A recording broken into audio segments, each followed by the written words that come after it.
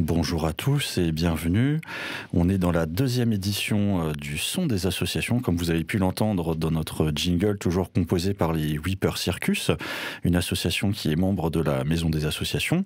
Donc aujourd'hui, on est dans notre deuxième édition, on est mercredi 14 octobre, on est en train d'enregistrer chez notre partenaire Radio Arc-en-Ciel, donc on les remercie évidemment de nous permettre d'être chez eux. Je vous rappelle qu'il y a la première édition qui a été faite lors du Village des associations les 19 et 20 septembre, où on était en live. Donc vous pouvez retrouver 4 heures de vidéos avec présentation de plusieurs associations et le son des assos. Et donc aujourd'hui, on va parler de l'alimentation du futur, donc qui est notre thématique. Et autour de moi, j'ai 3 personnes.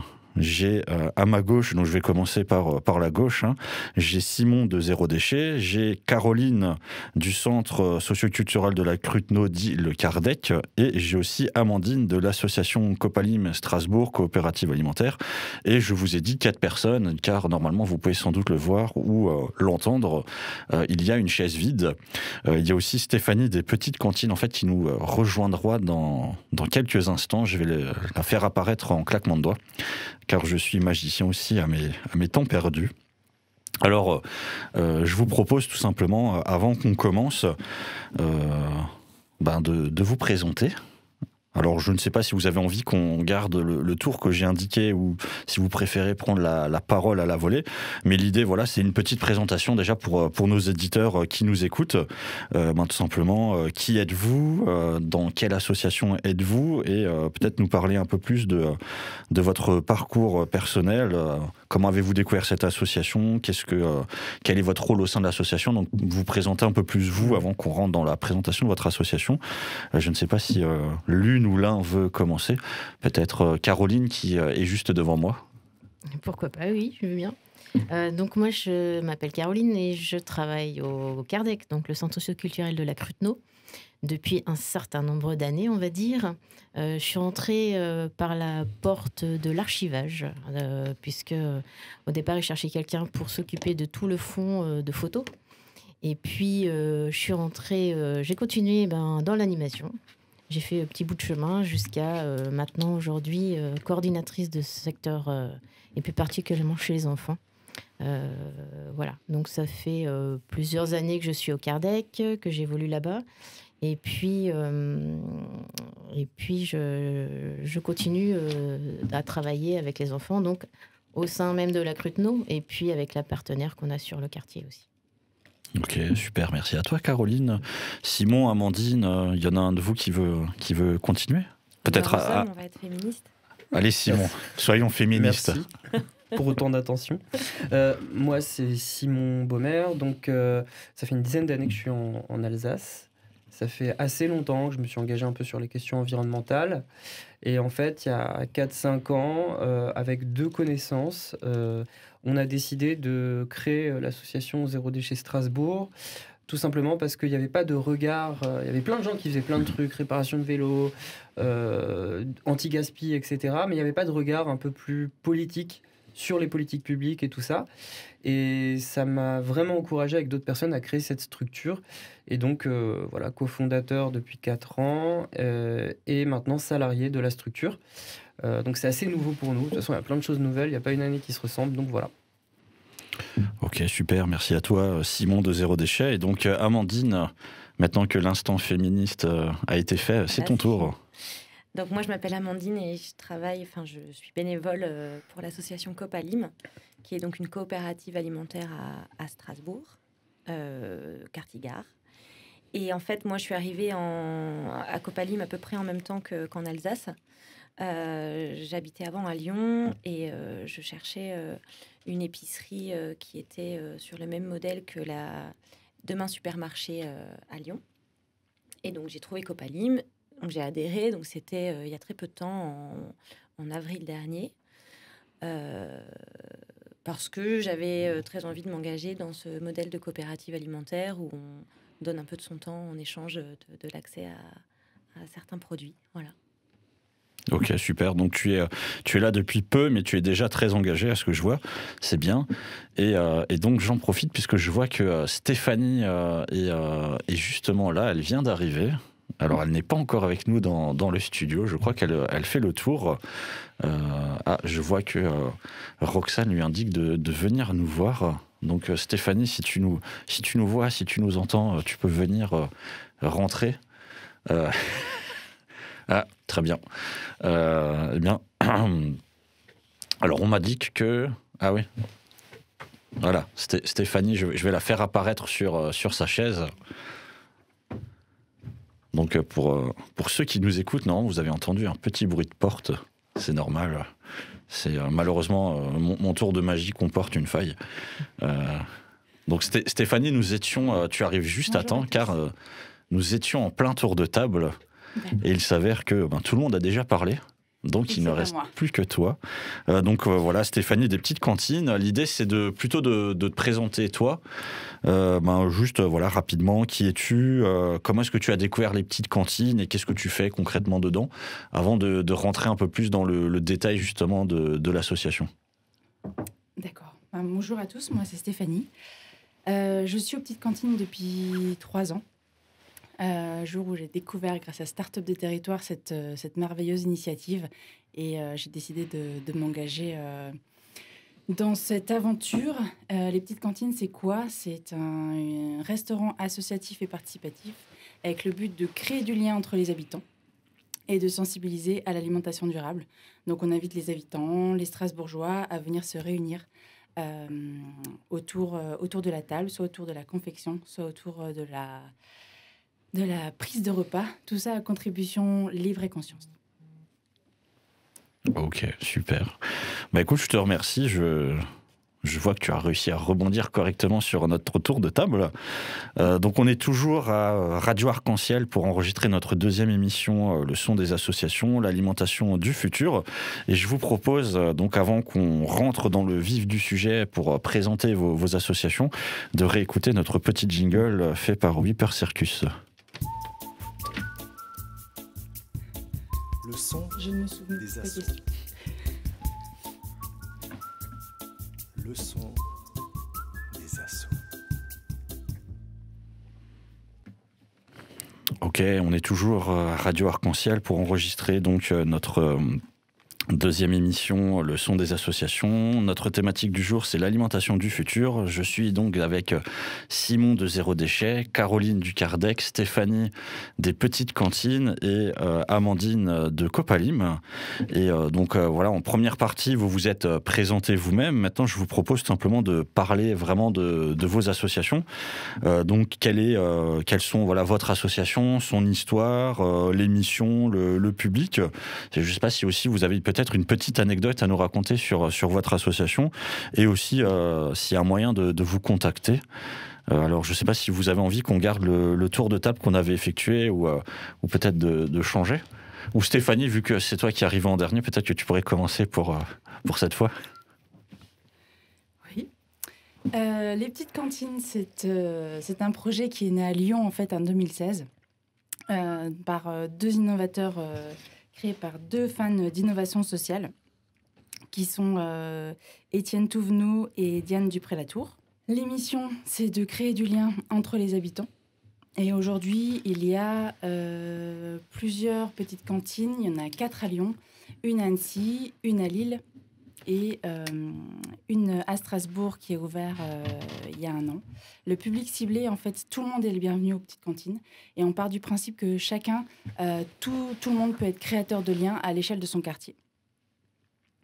On a ouvert notre local il y a maintenant 1 an, quartier Gare, et on est ravis de pouvoir accueillir nos convives tous les jours, du mardi au vendredi midi, ainsi que le vendredi soir et le dimanche midi, pour cuisiner ou pour partager le repas.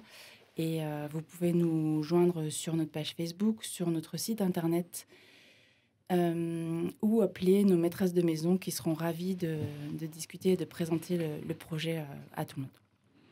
Ok, super. Écoute, ça a l'air d'être cool, les petites cantines. Je propose peut-être à Amandine d'enchaîner, vu que je sais que Copalim, vous n'êtes pas très loin justement des petites cantines. Ouais. C'est presque une réunion de quartier, parce que nous, on habite à une rue. Donc, en effet, on est quartier Gare aussi. Donc Copalim, le principe, à l'image de tout un tas de coopératives alimentaires qui apparaissent en ce moment en France sur ce modèle. Je crois qu'il y en a une 50aine, si je ne dis pas de bêtises. C'est donc un système où il y a c'est un magasin alimentaire, mais pas que. Ça tient un rôle de petit supermarché.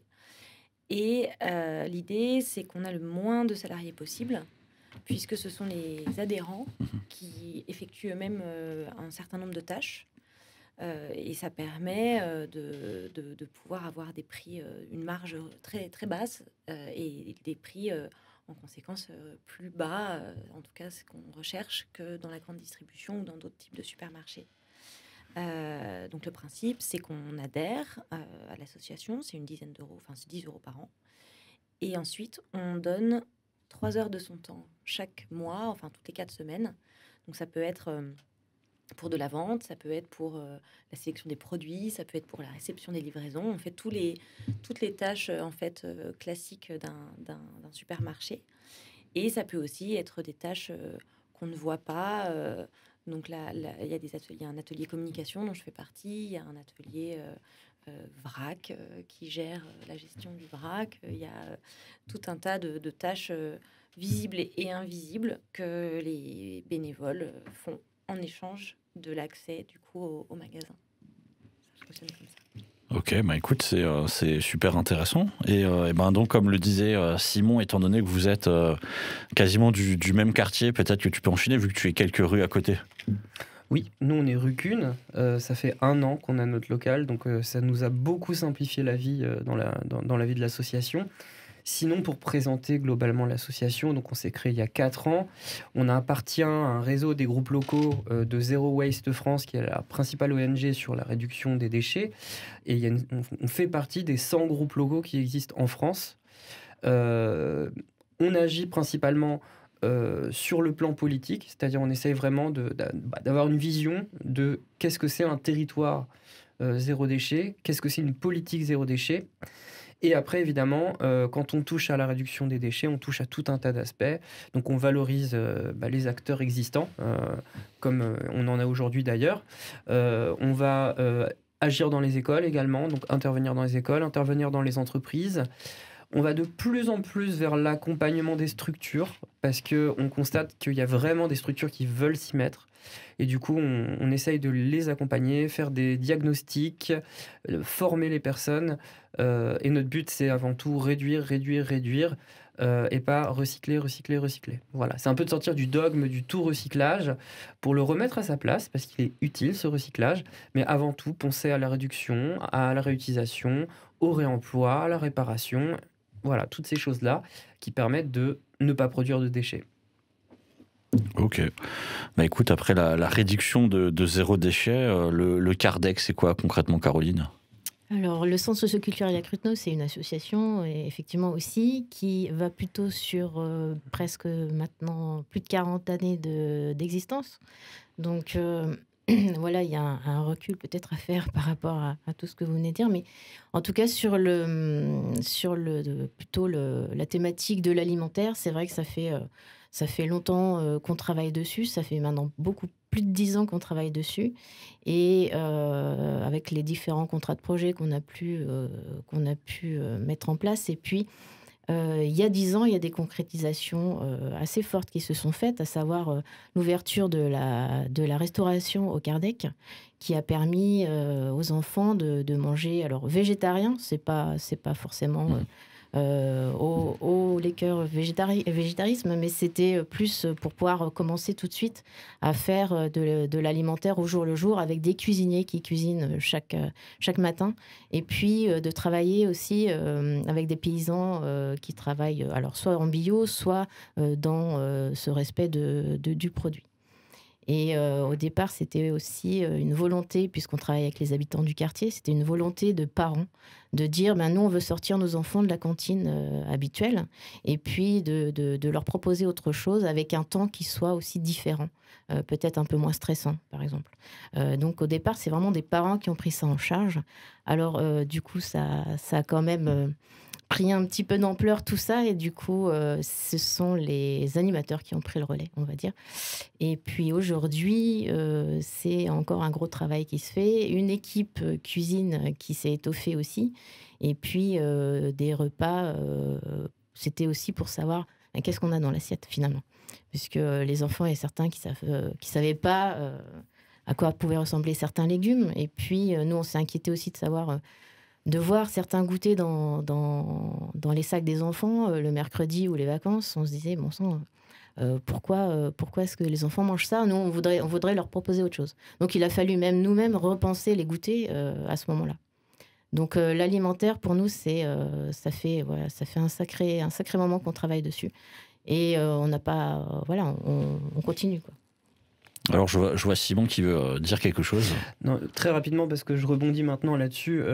Nous, un des premiers combats qu'on a eu concernait aussi l'alimentation, puisqu'on s'est mobilisé aussi avec des parents d'élèves pour supprimer les barquettes plastiques dans les cantines des écoles primaires et maternelles de Strasbourg. Et c'est vrai que ça rejoint, on en parlera plus tard, je pense, mais tous ces systèmes d'industrialisation, etc., qui nous ont poussés à ne plus cuisiner avec de la bonne alimentation.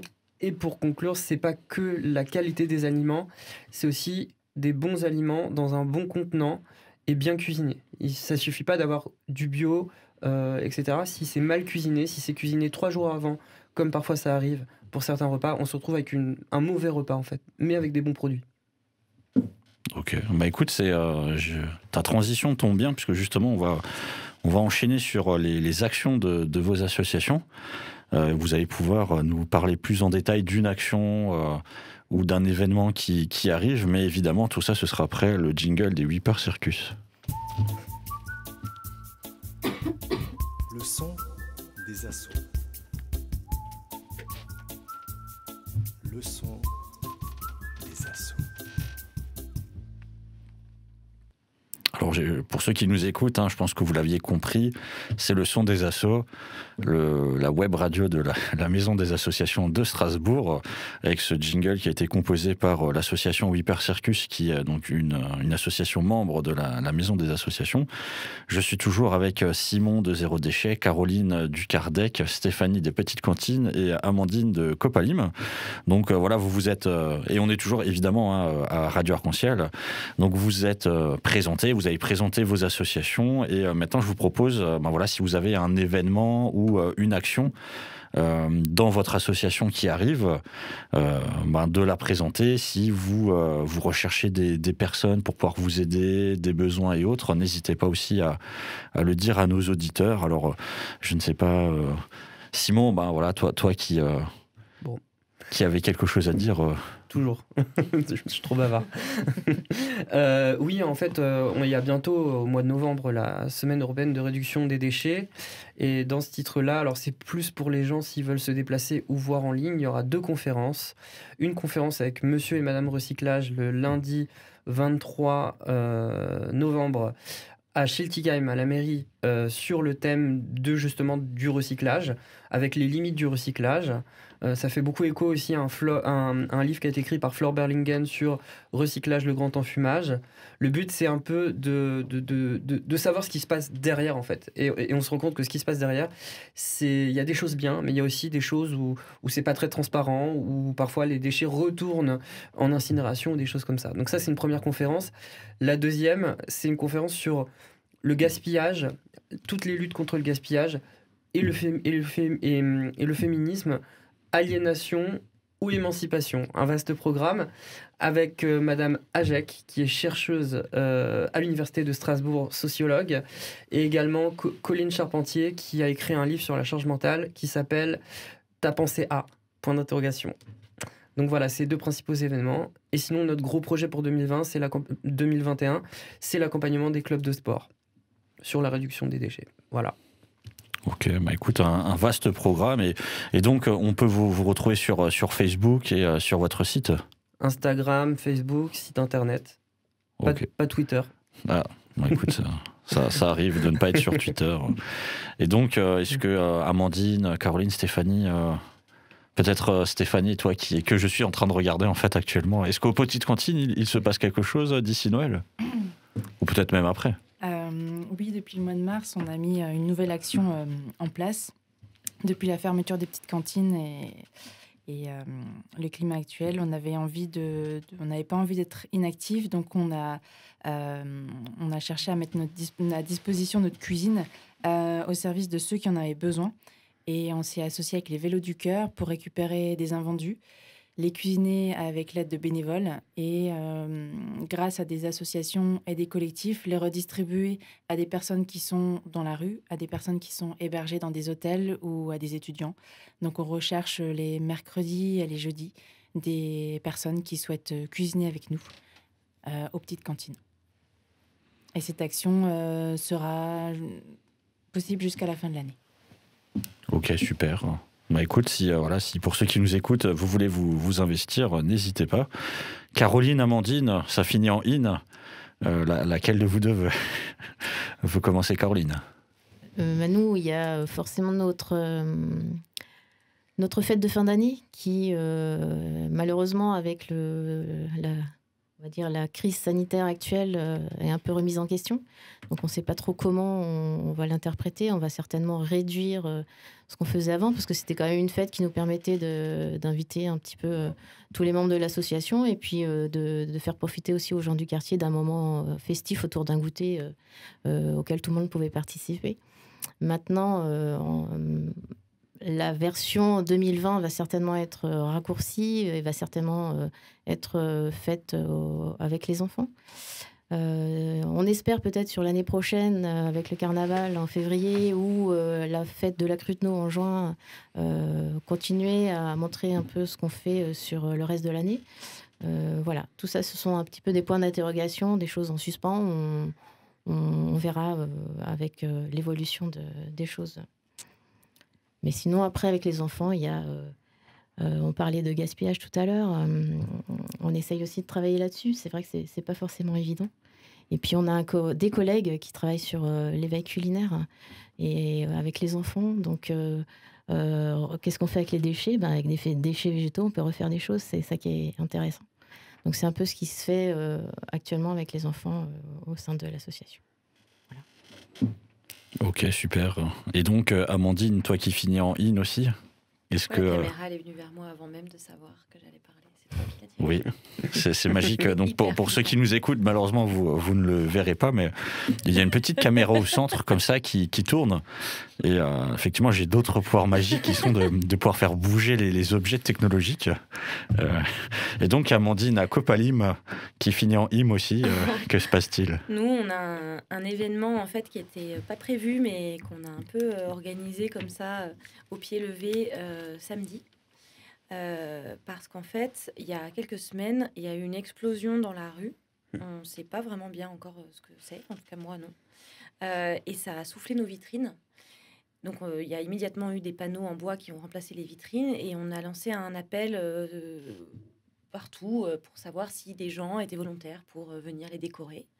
Et en fait, c'était super. On a reçu une quantité d'offres incroyables. Donc on a organisé une fresque éphémère d'un côté. Donc toutes les semaines, il y a un nouvel artiste, un nouveau street artiste qui vient peindre le panneau.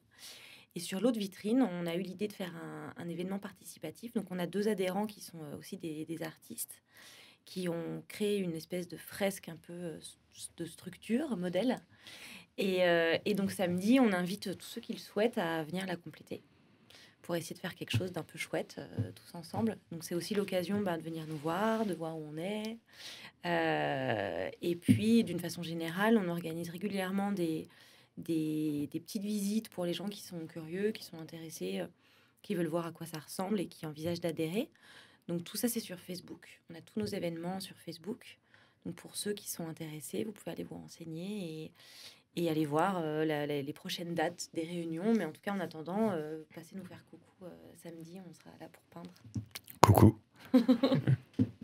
Alors, donc vous avez eu l'occasion de présenter vos événements et donc on va pouvoir passer à la grosse partie en fait de notre émission.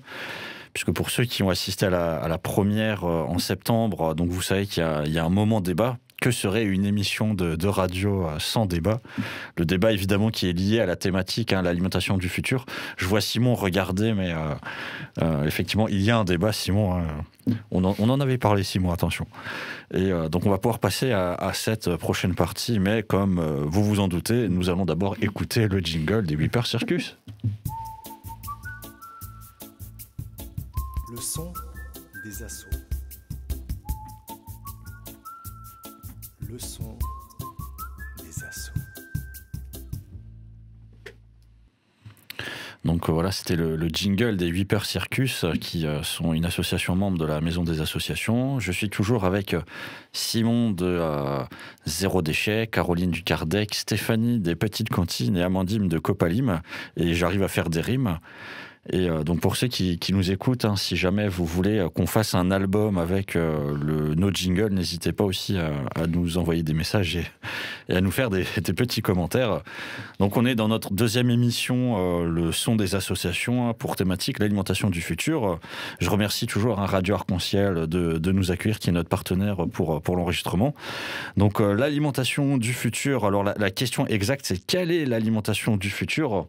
C'est une vaste question, et c'est pour ça que d'ailleurs que j'ai autour de moi 4 associations qui sont dans le domaine de l'alimentation. Alors l'alimentation du futur, ça peut être l'alimentation dans un an comme dans 100 ans. C'est vrai que le futur, on l'a pas défini, et on ne le définira pas, puisque je laisse à vos imaginations débordantes le choix de pouvoir imaginer, justement. Alors, quelle est l'alimentation du futur ? Je ne sais pas si l'une ou l'un d'entre vous veut prendre la parole pour commencer à nous donner son avis de l'alimentation. Peut-être, je ne sais pas s'il y en a l'un ou l'une qui peut faire peut-être un état des lieux de l'alimentation actuelle, avant qu'on parle du futur, ou je vois Simon qui lève le doigt. Simon. Non, moi c'est juste pour... quand on avait préparé l'émission, on avait parlé des extraits de films qui montraient l'alimentation du futur, où il y avait la petite pilule qu'on avale ou qu'on met ou le truc complètement déshydraté qui gonfle. Et on a quand même l'impression que le futur, c'est pas ça en fait. Et que le futur, ça va être certainement revenir à une alimentation faite sur place, une alimentation locale, on va dire sans déchets, dans des contenants nobles, mais aussi avec des aliments nobles. Et je pense beaucoup surtout à la restauration collective, parce que la restauration individuelle, les gens commencent à recuisiner, commencent à se réintéresser à ces questions-là. Bon, certains ne se sont jamais désintéressés. Et moi, ce qui me préoccupe beaucoup, c'est la transformation dans la restauration collective. Et je vais juste donner un exemple, parce qu'il faut quand même en parler. À Strasbourg, actuellement, il y a une grosse cantine centrale qui est située à Schiltigheim, à l'espace européen de l'entreprise, qui cuisine des dizaines de milliers de repas par semaine. Et en fait, ces repas-là sont faits en liaison froide. Donc, en gros, ils sont cuits, puis refroidis, puis transportés pour être réchauffés. Et par exemple, la cuisine du lundi est souvent préparée le vendredi, et on est bien loin d'une cuisine du futur comme on pourrait l'imaginer, c'est-à-dire même si on a 40% de bio, 30% de bio, etc., on gâche tout en fait avec ce système industriel qui ne permet pas de nous alimenter de bonne manière, et aussi de s'épanouir avec l'alimentation, la notion de plaisir. Mais ça, les petites cantines et tout ça pourront mieux en parler que moi encore, pour moi la cuisine du futur, c'est aussi une cuisine où même en restauration collective, pour les entreprises, on s'épanouit. Alors je ne sais pas si les petites cantines veulent justement répondre, enfin Stéphanie des petites cantines, puisque tu n'es pas une petite cantine à toi toute seule. Non, je représente les petites cantines. Oui, pour nous, l'alimentation du futur, c'est... nous, aux petites cantines, on fait la promotion de l'alimentation durable, une alimentation qui est bonne pour soi et pour la planète. Donc pour nous, l'alimentation aujourd'hui et demain, c'est en lien avec son territoire. Donc une alimentation bio, locale, avec peu de viande. Ce qui ne veut pas dire pas de viande. On n'est pas militant, mais voilà, choisir sa viande, et une alimentation de saison, et en lien aussi avec notre territoire, autour du partage, autour de la convivialité. Et c'est tout ça qu'on essaie de proposer aux petites cantines. Ok. Merci aux petites cantines. Je ne sais pas si le Kardec ou Copalim, je vois que vous regardez. Comme je regarde le Kardec, Caroline, si tu veux rebondir. Oui, aussi je dois parler surtout au niveau du collectif, puisqu'on parlait du collectif il y a pas tout à l'heure. Oui, moi, je pense qu'il y a aussi mise en valeur, et puis faire croire aux autres que ça peut marcher. Parce que c'est ça, le fait de se battre et de montrer aux autres qu'on peut le faire, il faut que d'autres puissent prendre le relais aussi là-dessus. Et j'ai l'impression qu'on continue toujours à se battre là-dessus et à se dire c'est possible, regardez, on peut le faire. Alors on a sans doute besoin d'aide, on a sans doute besoin d'autres alors je veux dire d'autres locaux. Mais en tout cas, si ça marche à une petite échelle, je pense que ça peut fonctionner sur du collectif autrement ailleurs. Ouais. Oui, vas-y, Amandine. Moi, j'avais une super phrase, genre punchline.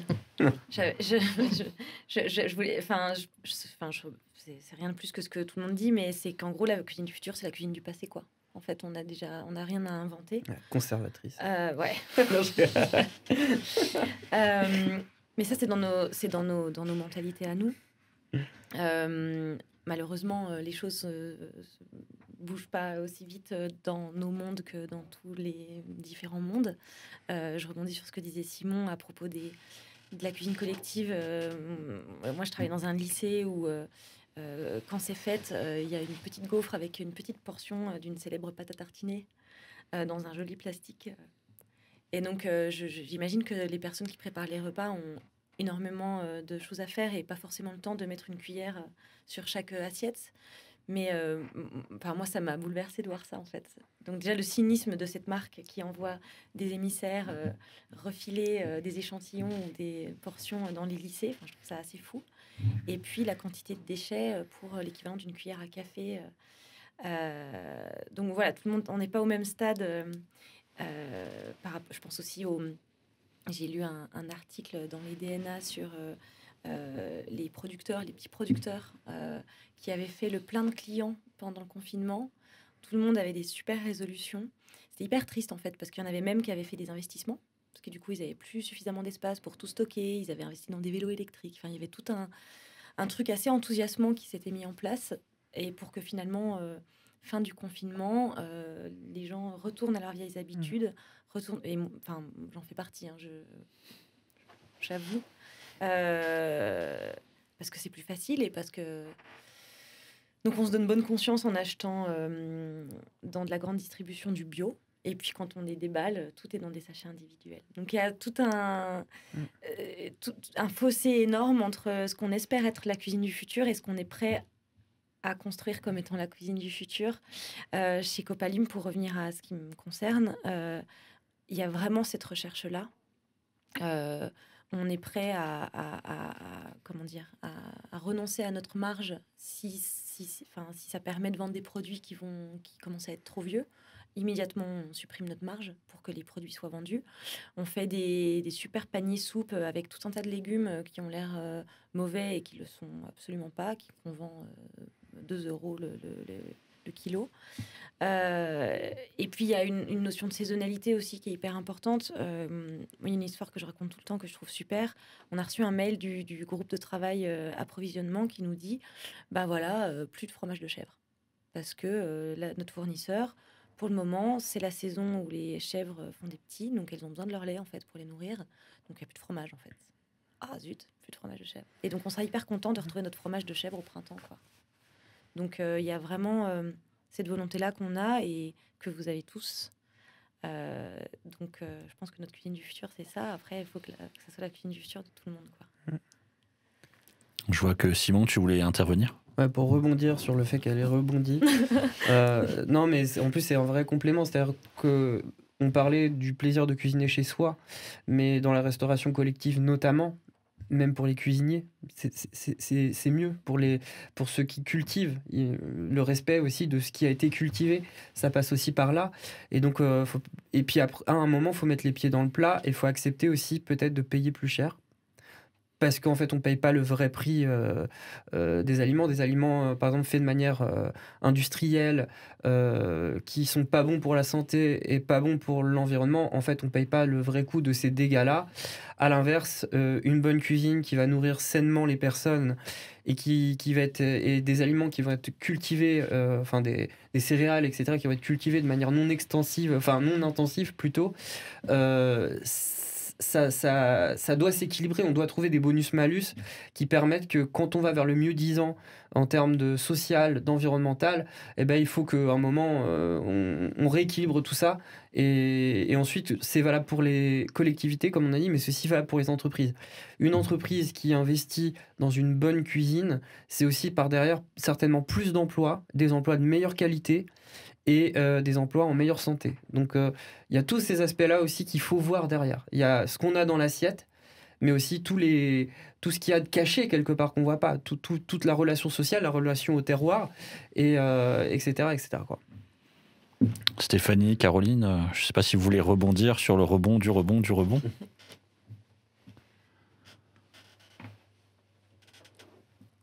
Je te vois réfléchir, Caroline. Ou peut-être Stéphanie, toi, je te vois écrire. Mais en tout cas, pour ceux qui nous écoutent, avant qu'il y ait un rebond, pour l'instant, la synthèse de ce que j'ai pu entendre, c'est la cuisine du futur, c'est la cuisine du passé. Et il faut savoir mettre le prix pour avoir des bonnes choses et effectivement être prêt parfois à payer pour pouvoir manger des choses saines et pas forcément payer des choses à moins d'€1 pour avoir des choses qui sont mal faites avec beaucoup de déchets et qui vont peut-être vous rendre malade. Stéphanie, tu voulais dire quelque chose ? Non, je suis tout à fait d'accord avec ça. Retrouver le prix juste des choses, de la cuisine maison avec des aliments bruts, je pense que c'est une sensibilisation pour expliquer que c'est accessible pour tous. Il y avait une notion aussi de lien. Vous parliez de lien tout à l'heure. Nous, les cuisiniers, sont en lien avec les enfants. Les enfants peuvent aller demander ce qui... ils n'ont pas regardé le menu, ils ne savent pas forcément lire, mais qu'est-ce qu'on mange aujourd'hui ? Ah oui. Puis après, ça peut être des merci, au revoir. Il y a ce lien-là. On parlait de lien, c'est aussi. Et à l'inverse aussi, les cuisiniers peuvent venir voir. Pourquoi vous ne mangez pas ? Pourquoi c'est pas bon ? Pourquoi c'est pas bon ? Voilà. Ou il n'y en a pas assez. Bon, d'accord. Bon, c'est... voilà. Mais d'ailleurs, l'éducation des enfants, c'est parfois problématique parce que souvent, dans les familles, malheureusement, il y a parfois des mauvaises pratiques alimentaires. Et du coup, quand ils se retrouvent dans les cantines et que parfois, il y a vraiment aussi parfois des produits de qualité qui sont faits dans les cantines, les enfants ne sont même plus habitués à goûter des produits un peu meilleurs, bruts, qui ont peut-être un peu plus de goût ou un goût particulier qu'ils ne connaissent pas. Et du coup, ça fait partie aussi de l'éducation quelque part. Et c'est vrai que moi, j'ai déjà entendu des discours, je dirais pas où, ni qui, où c'était non, on prépare pas tel type de légumes parce qu'on sait qu'ils vont pas en manger. Mais en fait, faudrait inverser la tendance et pas se dire que c'est pratique de donner des frites à tout le monde parce que tout le monde aime les frites, mais au contraire, c'est quasiment une notion de service public que d'apprendre aux enfants qu'est-ce que c'est une nourriture saine. Mais bon, pour apprendre aux enfants à avoir une nourriture saine, ça passe par ce qu'il y a dans l'assiette. Donc, et il y avait la notion d'exemple aussi qui est importante. On croit que c'est pas possible. Évidemment, on ne peut pas changer tout du jour au lendemain. Ça, on en est conscient, surtout pour des très grandes cantines, comme à Strasbourg. On ne va pas passer du tout fait sur place du jour au lendemain. Mais par contre, s'en détacher petit à petit, avec par exemple toutes les nouvelles cantines qui émergent, faites avec de la cuisine sur place, en liaison chaude, c'est quelque chose d'intéressant. Parce qu'on retrouve quelque chose à taille humaine. Et il y avait aussi cette notion-là. Je veux dire, quand on visite une grande cuisine centrale, on a l'impression d'être dans un hôpital. Les gens ont des charlottes, tout est hygiénisé, mais d'une manière industrielle. Et on ne voit pas trop d'humanité en fait, dans ces lieux-là. Et du coup, voilà, une cuisine du futur, c'est aussi une cuisine à taille humaine, où à un moment, le cuisinier peut mettre sa pâte aussi, faire de la récup, c'est-à-dire peut-être faire des plats, on va dire, le lendemain avec les fans de radis, etc. Enfin, on peut imaginer une cuisine différente, en fait. Et plus végétale, c'est vrai.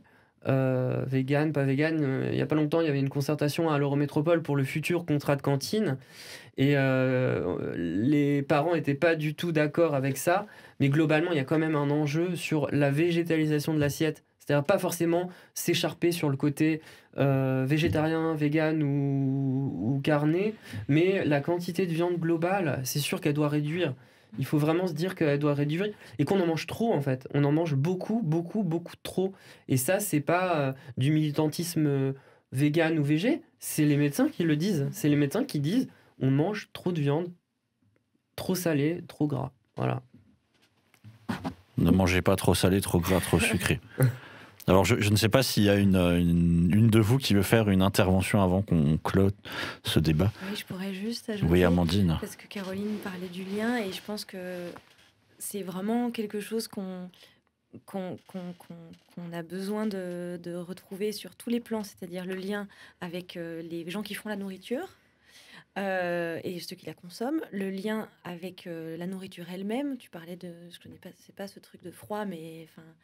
Et puis le lien avec le fruit, le lien avec le légume, enfin c'est un peu, ça va sonner bizarre ce que je vais dire, mais je vous promets, je suis pas droguée, mais moi quand je mange à la cantine et non seulement c'est vrai qu'il y a énormément de viande, et puis surtout les légumes sont massacrés en fait. Je suis triste moi pour les haricots verts qu'on cuit, bouillit, enfin il a plus de vie en fait. Certes on le mange, bon. Ça me fait penser à 4 mariages, un enterrement où il y a une femme qui ne mange que des fruits morts naturellement. Bon, voilà. Mais manger un fruit sur l'arbre, il y a quand même un truc incroyable. Alors, on n'a pas tous la chance de manger une courgette qui vient d'être cueillie. Mais bon, faut pas la massacrer non plus, quoi. Donc, la manger rapidement, ne pas la faire séjourner des semaines dans des frigos, pas la cuire. Enfin, bon, voilà. Donc, le lien, je pense, l'humain, celui qui fabrique la nourriture, celui qui la mange et la nourriture elle-même, faudrait tout resserrer, quoi. Et c'est possible. Ok. Bah écoute, on va clore ce débat sur il faudrait tout resserrer. Après, la cuisine du futur, c'est la cuisine du passé. Et bah écoute, je vous remercie pour ce petit débat, mais notre émission Le Son des Assos n'est pas encore finie, puisqu'il reste encore un gros dossier, enfin c'est pas vraiment un dossier, c'est plutôt un témoignage qui va vous être demandé, qui arrive. Mais maintenant, vous le savez, avant chaque début, nous allons écouter les Weeper Circus. Le son des assauts. Le son des assauts.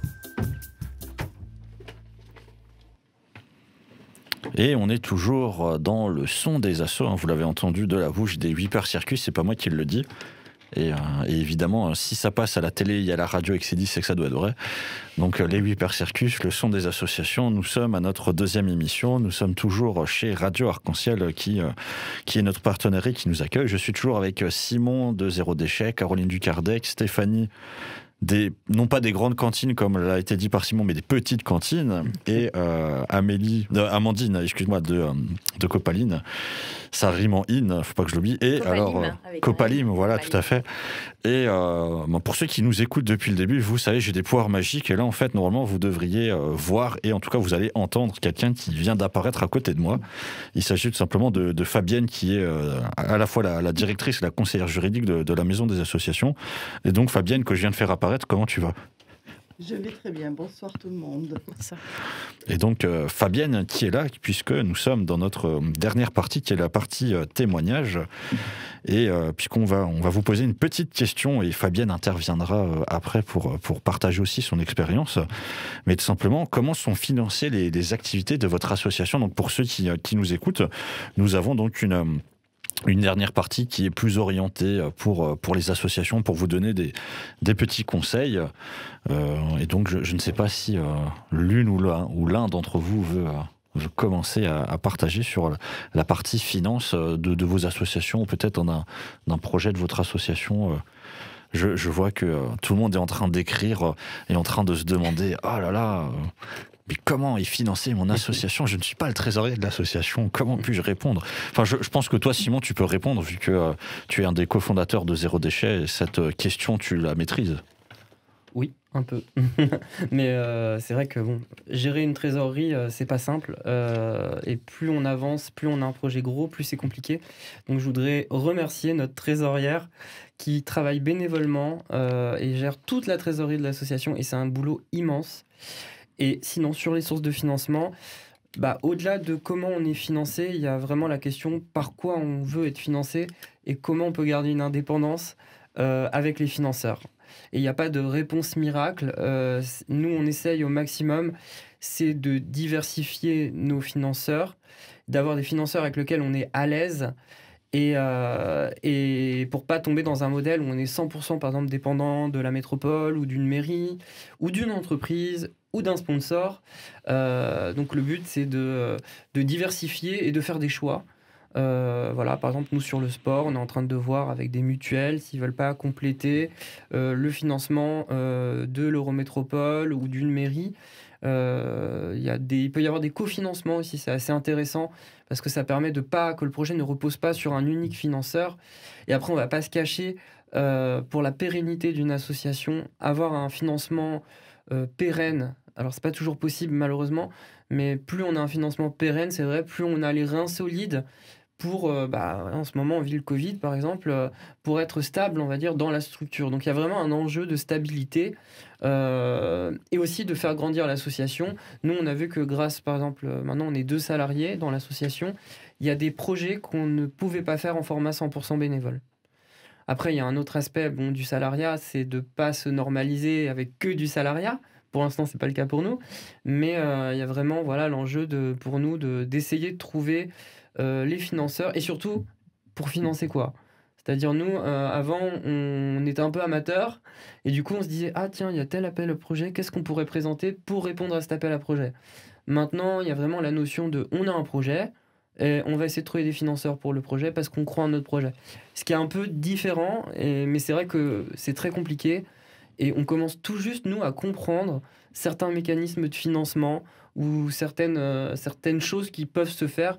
Vraiment, c'est très compliqué et ça demande vraiment de l'expérience, en fait, de trouver des financements. Et après, pour terminer là-dessus, on se finance, donc on a des subventions, une partie, qui est sur des projets. Donc pas de subventions de ce qu'on appelle de fonctionnement. Et on fait aussi des interventions qui sont du coup payées par les structures. Et on considère que certaines structures peuvent plus nous rémunérer. Et ça va nous permettre notamment de peut-être faire parfois même à titre gracieux d'autres interventions pour des structures qui n'ont pas d'argent, quoi. Donc voilà, nous c'est un peu ce qu'on fait. Donc c'est un peu vaste, mais je pense que j'ai un peu brossé grossièrement les financements. Tu as bien brossé et non pas. Et Stéphanie, dans les petites cantines, vu que vous êtes implantée depuis 1 an à Strasbourg, comment ça s'est passé pour vous pour le financement ? Pour nous, on a eu des partenaires et on a toujours des partenaires publics et privés qui nous ont aidés pour l'investissement, donc tout ce qui est travaux et équipements. Et on est autonome sur le fonctionnement et on explique bien à nos convives lorsqu'ils viennent partager le repas que la contribution libre et consciente est très importante puisque chacun est responsable de la pérennité du projet. Donc on est transparent. Lorsque quelqu'un vient manger aux petites cantines, tout le monde a les coûts. Donc il y a les coûts de structure, les coûts de matières premières. Donc on sait que pour un repas, le prix d'équilibre est à 12 €. Et après, libre à chacun de donner ce qu'il veut et ce qu'il peut, tout en ayant ces chiffres-là en tête. Ok, super. Et à Copalim, je sais que vous avez peut-être un système un peu particulier pour le fonctionnement de votre association. Nous, l'objectif à terme, c'est d'être entièrement autonome, puisque comme on fait de la vente, on a quand même une petite marge de fonctionnement. Donc aujourd'hui, elle ne couvre pas complètement nos frais, parce que tout à l'heure, j'ai dit qu'on avait... les bénévoles faisaient la plupart des tâches. On a quand même 2 salariés et puis on a aussi un local à payer. Donc, on a la chance de bénéficier d'une subvention de l'Eurométropole en ce moment. Mais évidemment, l'objectif, c'est en fait d'avoir plus d'adhérents pour pouvoir avoir plus de personnes disponibles pour assurer des créneaux de vente, pour ouvrir plus, pour vendre plus. Et pour qu'ensuite, on puisse être vraiment à la maison entre nous, quoi. Voilà. Ok. Et Caroline, avec le centre socioculturel de la Cruteno, donc c'est un centre socioculturel, c'est un peu spécifique, mais pour vous, comment ça se passe? Au-delà des partenaires, des institutions comme la ville de Strasbourg ou la CAF, la Caisse d'allocation familiale, avant tout, on est une association avec des adhérents. Donc, c'est beaucoup les adhérents et les familles et les adultes qui participent au fonctionnement de l'association. Ok. Écoute, je vous remercie pour vos partages. Et donc, Fabienne, qui est assise juste à ma droite, donc directrice de la Maison des associations et conseillère juridique. Écoute, Fabienne, après les témoignages de nos invités, qu'est-ce que tu peux partager à nos auditeurs? Alors, j'ai pas grand-chose à ajouter parce que Simon a brossé un panel de sources de financement assez complet. C'est extrêmement difficile de trouver l'équilibre et de travailler le modèle économique d'une association. Alors, j'emploie des termes d'entreprise pour une association, mais c'est bien de ça qu'il s'agit. En fait, il s'agit, comme il a été dit, que l'association soit le plus possible autonome et indépendante. C'est pas forcément la même chose. Et c'est pas forcément facile parce que souvent les associations sont sur des créneaux d'innovation sociale, qui sont celles qui ne vont pas ramener de l'argent. On n'est pas dans une entreprise où c'est la rentabilité qui est l'objectif numéro un. Donc forcément, il faut faire un mix à la fois des entrées d'argent par les cotisations, les adhérents. Il a été beaucoup question d'adhérents et d'augmenter le nombre d'adhérents. Et c'est vrai que les cotisations, du coup, suivent, mais c'est pas ça qui rend riche une association. Il a été question aussi de vente de services et de produits. Vous l'avez dit à plusieurs reprises, mais ça suffit pas. Et en plus, ça risque peut-être d'avoir une influence sur le régime fiscal de l'association qui, au départ, est exonéré des impôts commerciaux, impôts sur les sociétés, et donc exonéré de la contribution économique territoriale et ne doit pas être assujetti à TVA, sauf pour certaines activités. Donc si on augmente les activités de vente de produits et de services, forcément, le régime fiscal risque d'évoluer. Et puis après, il y a évidemment les subventions, mais vous savez comme moi que les subventions, elles diminuent, même si pour Strasbourg et l'Eurométropole, on est quand même relativement gâtés, puisque à euro constant, le montant reste le même, mais il y a de plus en plus de projets et de projets associatifs, donc forcément, à un moment donné, la collectivité, les collectivités, parce qu'il n'y a pas que la ville de Strasbourg, il y a aussi le département et la région, doivent faire des choix. Et ça, c'est pas forcément facile. Et après, il y a tout un aspect dont vous n'avez pas parlé, dans lequel se lancent les associations, qui est les dons et le financement participatif. Et souvent, les associations de solidarité internationale travaillent beaucoup sur ces plateformes. Il en existe beaucoup sur ces plateformes de financement participatif. Donc, ça peut être un complément. Et c'est d'ailleurs qu'un complément. On ne peut pas vivre uniquement de financement participatif. Et en plus, c'est un peu compliqué de le mettre en route. Mais c'est un complément non négligeable et une diversification intéressante. Et puis après, il y a le mécénat. Alors, je viens de parler de dons. Il y a les dons des particuliers, évidemment. Il y a des associations qui vont collecter des dons parce qu'elles sont dans des domaines assez importants. On a vu avec le confinement que toutes les associations qui sont venues en aide avec les personnes, les familles qui n'avaient plus accès aux cantines, les étudiants où le Crous était fermé, etc., n'avaient plus accès. Je pense en particulier à une association que vous connaissez très bien sans doute, c'est l'Étage, qui a fait des repas, qui a fait des centaines de repas par jour et qui a pu fonctionner grâce à des dons, que ce soit des dons en argent ou des dons en nature. C'est, comme vous faites, vous récupérez les légumes, les aliments à gauche et à droite, ce sont des dons en nature, effectivement.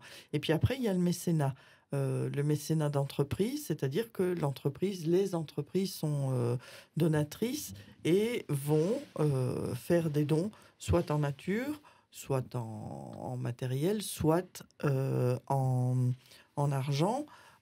Mais plus que faire des dons, à un moment donné, il faut travailler, il faut réfléchir à une relation donnant-donnant, gagnant-gagnant. et de voir dans quelle mesure les valeurs défendues par l'association et les valeurs défendues par l'entreprise, ou faire sortir les valeurs de l'entreprise pour voir si ça correspond et si ça matche avec les valeurs de l'association. Et du coup, le mécénat peut aller très très loin et peut aller même jusqu'à un mécénat de compétences. On en connaît quelques-uns, quelques grosses boîtes qui font du mécénat de compétences. La SNCF en fait, la Poste en fait, mais de plus en plus de petites entreprises mettent à disposition. Alors, c'est une manière de faire passer les personnes qui sont en phase de pré-retraite, je dirais, de leur phase d'activité professionnelle à leur retraite, en mettant à disposition ces personnes-là pour les compétences qu'elles ont. Et c'est souvent dans le domaine soit de la comptabilité, de l'administration, de la communication. C'est toutes ces tâches de gestion administrative qui sont souvent celles dont ont besoin les associations et qu'elles n'ont pas forcément possibilité d'embaucher des personnes. Donc le mécénat de compétences est quelque chose de très important et qui permet à l'association de ne pas sortir d'argent, mais de bénéficier justement d'un enrichissement de ce côté-là. Alors je vois que Simon a peut-être une question ou quelque chose à compléter, Simon. Non, je voudrais juste pas rendre hommage, mais une pensée quand même pour pas mal d'associations. Nous, on est sur des thématiques qui intéressent dans la société. L'alimentation, ça intéresse. Le sport, ça intéresse. L'environnement, ça intéresse. Mais il y a, par exemple, la question des associations de protection des migrants, des sujets comme ça qui sont moins portés par la population et du coup qui sont moins portés aussi par les financeurs. Parce qu'il ne faut pas se leurrer. Les financeurs, souvent, s'intéressent à des choses qui vont intéresser ensuite la population pour avoir leur image associée à ces associations-là. Et malheureusement, ce n'est pas toujours le cas. Et parfois, il y a aussi des associations qui sont sur des créneaux tellement précis qu'ils ont du mal à intéresser les financeurs et même les subventionneurs, entre guillemets. Et donc, d'avoir une pensée quand même pour ces associations qui souvent font un travail très important et qui sont pas du tout qui sont en difficulté en fait, qui sont en difficulté de financement. Et parfois, il y a aussi le risque pour ces associations-là de se voir couper même des financements. Et donc, moi, je veux quand même avoir une pensée. Pour nous, ça va pas trop mal. Mais j'ai une pensée pour tous ceux où c'est compliqué parce que c'est des sujets parfois très politiques aussi et qui sont pas toujours raccord avec la majorité de la population. Oui, c'est tout à fait juste et tout à fait vrai ce que tu disais, Simon. Fabienne, tu veux peut-être rebondir sur ça ou oui, je te laisse la parole. Oui, merci. Oui, je veux rebondir là-dessus, mais ça montre bien. En fait, Simon met en évidence, sans le dire très clairement, que en fait, les associations peuvent se concurrencer entre elles. Et c'est ça aussi qui est le fait de réfléchir à ce pourquoi une association existe, pourquoi elle se crée, pourquoi elle vit. C'est qu'il faut vraiment réfléchir au territoire sur lequel on est. Tout à l'heure, je vous entendais, et je crois que c'est Caroline qui parlait de territoire ou toi qui parlais de territoire. Il y a beaucoup de choses qui existent et à un moment donné, de trouver la niche, la complémentarité à amener et de ne pas se focaliser sur l'idée originale que la personne avait pour créer une association et puis aller foncer et puis se dire comment je fonctionne après. J'ai pas d'argent, je fais la même chose que l'association d'à côté, l'association du quartier un peu plus loin, etc. Et du coup, j'ai pas de financement. C'est ce que je disais, les collectivités, elles voient aussi ce que ça leur rapporte. Tu disais une image, mais c'est aussi, à un moment donné, quelle est la plus-value, quelle est la valeur ajoutée de l'association sur le territoire sur lequel elle travaille.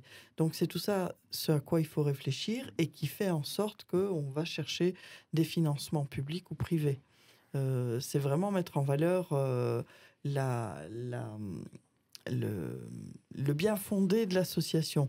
Alors, Zéro Déchet, on est vraiment dans cette mouvance-là, Coopalim aussi, les petites cantines, bien sûr, mais les centres socioculturels, ils ont fait un travail et ils font un travail sur les quartiers et ils permettent à des familles de se rencontrer. On parlait du lien tout à l'heure, vous parliez du lien tout à l'heure, c'est essentiel.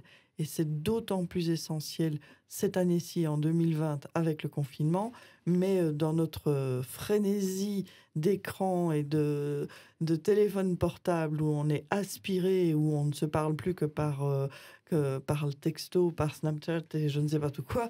Je suis trop vieille pour m'occuper de ça, mais c'est vrai que ce lien-là, il faut le recréer, et ce sont des lieux comme les centres socioculturels où on peut recréer, et donc c'est absolument fondamental. Ok. Bah écoute, je te remercie Fabienne, donc directrice et conseillère juridique de la Maison des associations de Strasbourg. Alors ça fait 1 heure qu'on est tous ensemble. Je ne sais pas si vous avez vu le temps passer ou si vous l'avez vu défiler. Bon, évidemment pour toi Stéphanie c'est un petit peu plus court puisque je t'ai fait apparaître en cours de route. Donc j'étais avec Simon de Zéro Déchet, Caroline du Centre socioculturel de la Cruteno, dit le Kardec, Stéphanie des petites et non grandes cantines et Amandine de Copalim. Et donc nous étions pour notre 2e émission, le son des associations, sur la thématique de l'alimentation du futur. Je remercie évidemment Radio Arc-en-Ciel qui est notre partenaire et qui nous a permis d'enregistrer chez eux, et donc Fabienne qui est venue dans notre dernière partie sur les conseils aux associations. On se retrouve pour le mois de novembre avec notre prochaine thématique qui sera sur l'engagement associatif. Et alors pour ceux qui nous suivent, je sais que vous l'attendez et que vous savez ce qui va arriver, puisqu'en fait on va se dire au revoir sur le jingle des Whipper Circus, donc qui est une association membre de la Maison des associations, et donc c'est sur ces doux mots que nous finirons notre émission. Est-ce que vous êtes prêts ? Voilà, je vois tout le monde hocher de la tête, mais allons-y.